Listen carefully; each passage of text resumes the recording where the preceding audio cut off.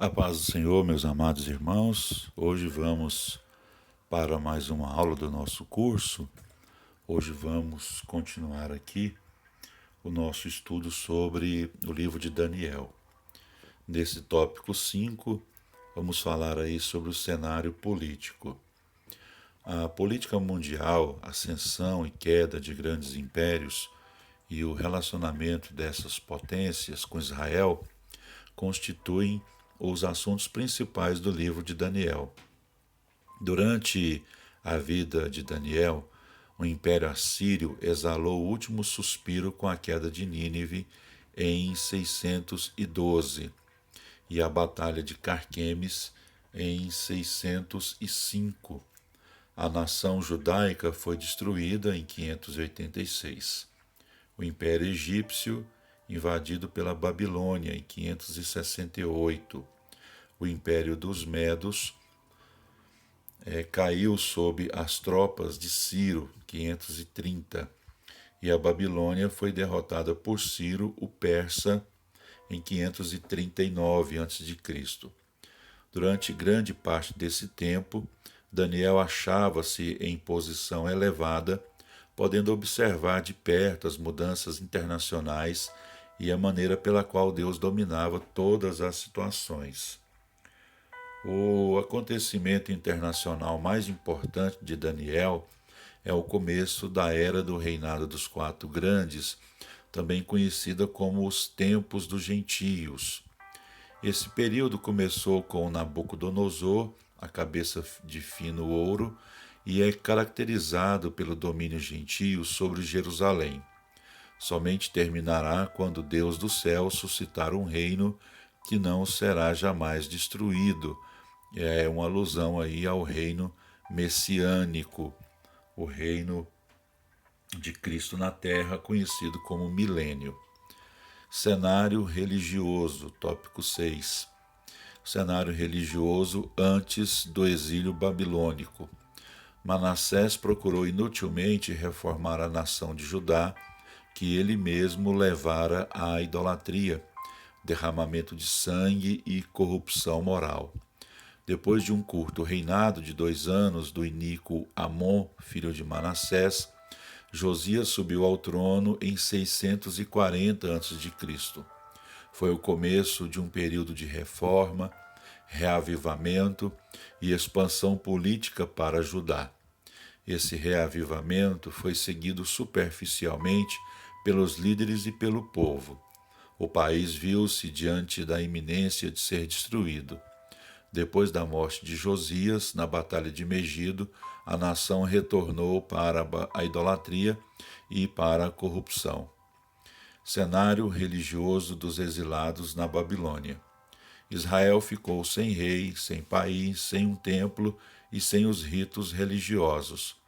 O único lugar de ajuntamento religioso na Babilônia era a casa do profeta Ezequiel, onde ele aconselhava os anciãos.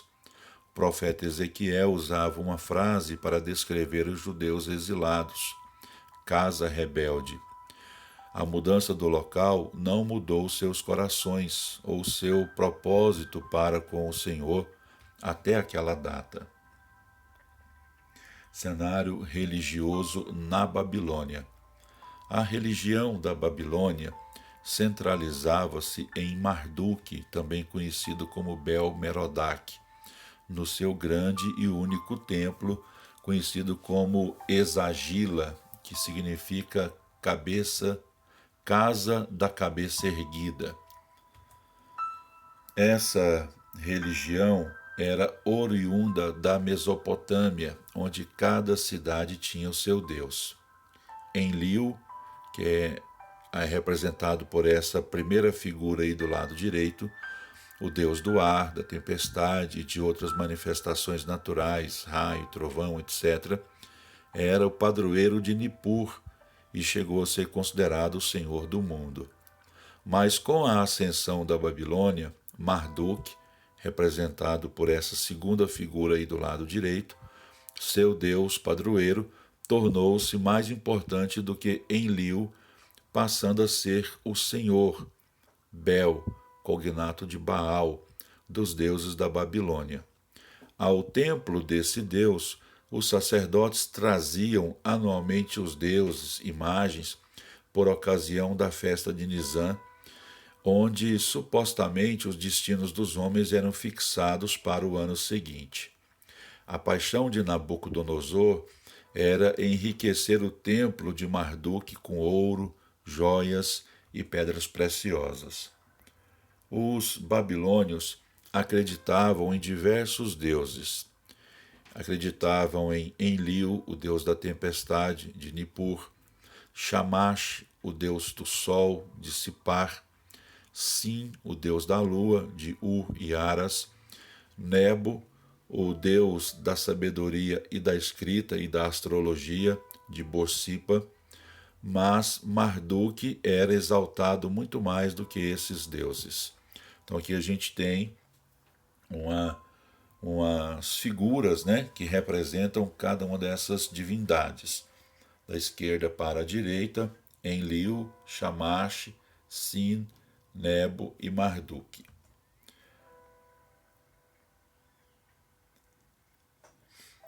Daniel e seus 3 amigos receberam nomes da Babilônia relacionados com o panteão de deuses babilônicos. Essa foi uma estratégia babilônica, mudando os nomes dos hebreus para nomes que faziam homenagem às divindades babilônicas, numa tentativa de mudar a cultura religiosa desses hebreus.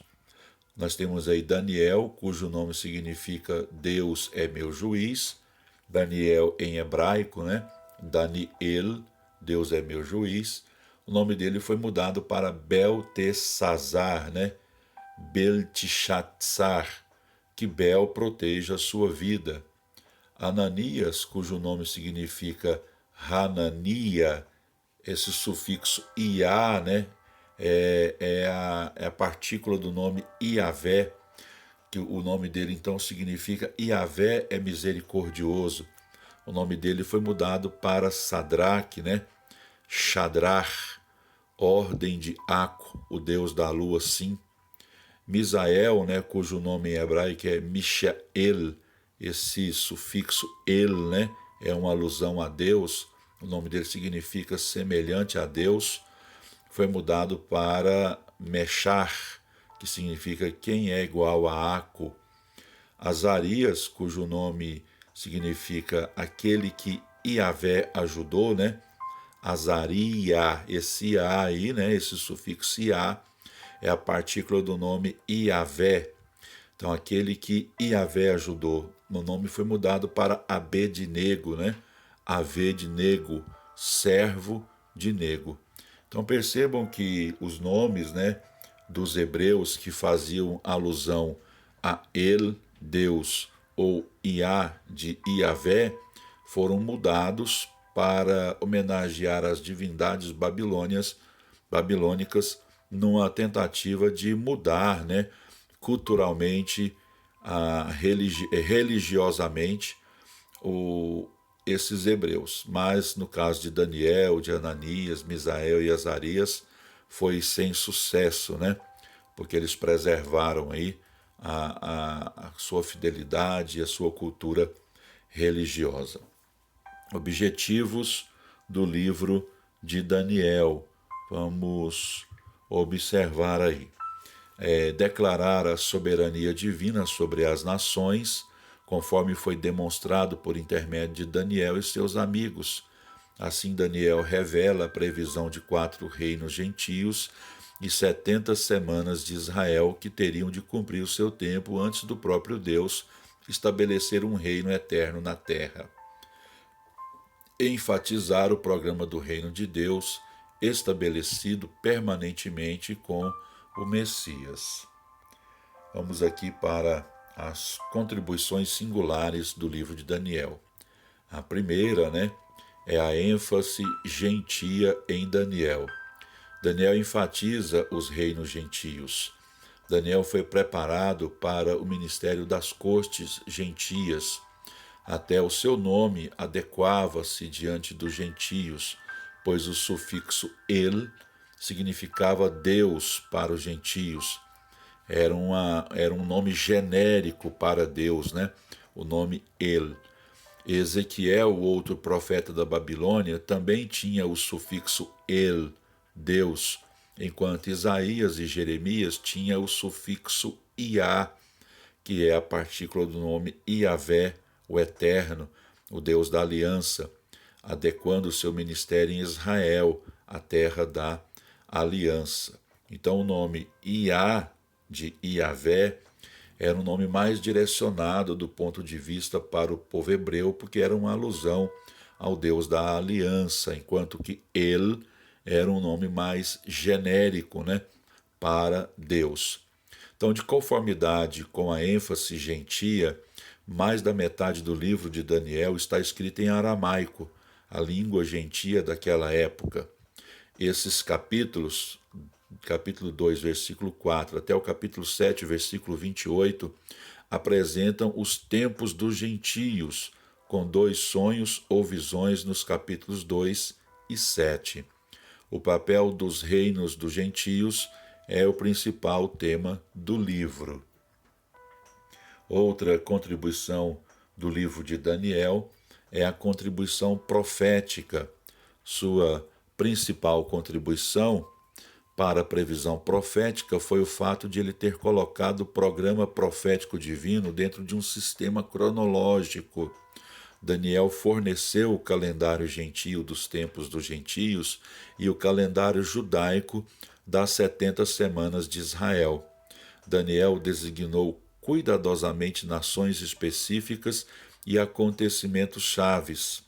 Esses acontecimentos referem-se a Israel e seu futuro, à medida que os impérios vão mudando e mostram a soberania de Deus sobre o tempo e sobre os acontecimentos. Outra contribuição do livro de Daniel é o objetivo prático do livro. Esse livro está impregnado de desafios para a vida prática e piedosa. As profecias foram dadas para fortalecer o caráter. O autor registra como uma vida pura, com um estudo bíblico e persistente oração, constitui o manancial de onde ele recebeu as visões de Deus. Na profecia das 70 semanas, capítulo 9, do versículo 24 a 27, por exemplo, os princípios praticados foram enfatizados. Essa profecia, de 4 versículos, é precedida de um longo relato de Daniel a estudar Jeremias, a orar, a confessar os seus pecados, a apelar a Deus com base nas suas alianças e compaixão. Deve também ser observado que essa revelação foi dada logo após a experiência de Daniel na cova dos leões. Um objetivo básico da profecia é promover uma vida piedosa. Outra contribuição singular do livro de Daniel é apresentar o anticristo. O anticristo ou antimessias é citado como um pequeno chifre, também é citado como rei e também é citado como desolador. Daniel capítulo 7, versículo 8 até o 11, é apresentado como um pequeno chifre, lá no hebraico, né? Keren Ahori, Keren Ahori, diferente de Shofar, que será julgado pelo ancião de dias, né? Atik Yomin, aquele que avança o tempo e rege sobre o mesmo. Daniel 8, de 9 a 25, o anticristo é visto como um pequeno chifre que se opõe ao príncipe dos príncipes e é quebrado sem esforço de mãos humanas, no último tempo da ira de Israel. Em Daniel 11, 36 a 45, o anticristo ou o antimessias é visto como o rei no tempo do fim que se exalta acima de todos os deuses, tem uma vitória decisiva na terra gloriosa e arma suas tendas palacianas no Monte Santo de Jerusalém. Daniel capítulo 12, versículo 1 e 11, o anticristo, é visto como aquele que veio para profanar o santuário e o poder do povo santo será de 1260 dias ou 3 anos e meio. Então, essa revelação do anticristo faz parte da revelação dos tempos dos gentios. Daniel capítulo 2. O primeiro rei desse período foi Nabucodonosor, e o último será o anticristo. Lucas capítulo 21 e versículo 24. Cristo em Daniel é outra contribuição singular do livro do profeta Daniel. Em Daniel capítulo 2, versículo 34 e 35 e 44 e 45, a pedra cortada sem auxílio de mãos, que fere a estátua, simboliza a vinda final de Cristo para destruir o sistema do mundo e estabelecer o seu reino eterno. Em Daniel capítulo 7, versículos 13 e 14, o Filho do Homem que vem sobre as nuvens do céu, a fim de destruir os reinos e receber o domínio eterno, descreve a sua vinda como homem-deus, assumindo sua posição legítima de rei da terra designado por Deus. Em Daniel 9, 25 e 26, há uma referência específica ao Messias. No decurso da profecia das 70 semanas, ele vem, mas é retirado sem receber o que lhe é devido. Em Daniel 10, versículos 5 e 6, aparece a figura do Senhor como um homem, cuja aparência era semelhante à de um homem por cima do firmamento, em Ezequiel 1 e 26, e a do Filho do Homem em Apocalipse 1, 13 a 17. Em todas essas referências de Daniel, Cristo é visto como juiz das nações designado por Deus. Por último, nesse quadro aqui, a gente tem, os dois cronogramas apresentados aí no livro de Daniel. Essa é a contribuição singular do livro, apresentar aí dois cronogramas proféticos, um relacionado ao tempo dos gentios e um relacionado a um tempo específico para Israel, que é a chamada 70 semanas de Israel. Então, enquanto que o tempo dos gentios fala sobre os reinos dos gentios que estarão sobre Israel, as 70 semanas de Israel é uma profecia direcionada a um tempo em que Deus tratará diretamente com Israel. Então, o primeiro programa, o tempo dos gentios, é apresentado em Daniel 2 como uma grande estátua metálica de um homem e encontra sua explicação mais tarde no símbolo dos 4 animais. A primeira perspectiva, o sonho de Nabucodonosor, é do ponto de vista humano, mostrando a deteriorização do ouro até o barro. A segunda, o sonho de Daniel, é do ponto de vista divino, mostrando os 4 animais que destroem. São muitos os indícios da sua clara interpretação. Vamos ver aqui. Primeiro, tendo Nabucodonosor sido identificado como a cabeça de ouro, seu reino é o princípio do tempo dos gentios. Segundo isso, também sugere que o tempo dos gentios será o período de tempo em que Israel estará sob o governo das potências gentias, até que o reino messiânico seja estabelecido na terra. Terceiro, o terceiro animal apresenta-se com 4 asas e cabeças. É, portanto, facilmente interpretado como o Império de Alexandre, que foi dividido em 4 partes. Quarto, como o quarto animal é apresentado com 10 chifres, seguido de um chifre pequeno que os conquista, o reino que veio após o Império Grego foi Roma, mas isso tem também alguma relação com a última confederação dos 10 reis, uma profecia que ainda não se cumpriu, que fala diretamente à questão do reino do anticristo. Quinto, visto que o pequeno chifre será no fim aniquilado pela vida do Filho do Homem, e toda a estrutura dos reinos temporais será esmagada pela pedra cortada sem auxílio de mãos, a qual estabelecerá um reino eterno, essa confederação de 10 nações ainda está no futuro e será governada pelo pequeno chifre, o Anticristo, exatamente antes de Cristo vir para estabelecer o seu reino eterno na terra. Isso estabelece a necessidade de existir um hiato ou intervalo entre o antigo Império Romano e o futuro Império Romano restaurado, ou entre as pernas de ferro e os pés e dedos de ferro e de barro. Parece que o intervalo é a era da Igreja, durante a qual o reino de Israel não existe, e judeus e gentios não são diferenciados do ponto de vista humano, até que o pequeno chifre faça um tratado com Israel. É onde entra, então, o segundo cronograma profético de Daniel, que são as 70 semanas de Israel, que já foi debatido, na aula anterior. Então, nós temos aqui esse quadro, que demonstra aí essa questão dos cronogramas proféticos de Daniel, assim, de forma bem resumida.